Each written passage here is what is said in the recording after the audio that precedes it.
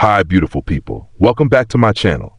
In today's video, I'm going to guide you step by step how to change date and time on Samsung Galaxy A07. If you're new here, make sure to hit that subscribe button and give this video a thumbs up. It really helps the channel grow. Let's dive right in. Step 1. Unlock your Samsung phone and open the Settings app.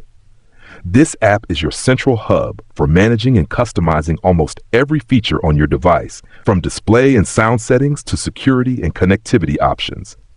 Step 2. Once inside Settings, scroll down until you locate General Management. This section contains essential options for language, input, reset settings, and date and time management. Tap on General Management to continue. Step 3. Next, locate the date and time option and tap on it.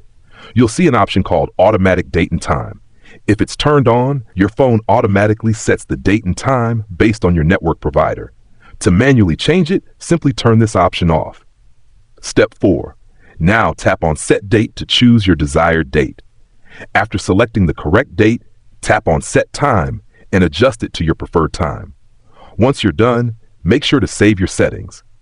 Now your device will display the time exactly as you want it. If you found this tutorial helpful, don't forget to give it a thumbs up and subscribe to my channel for more great tips.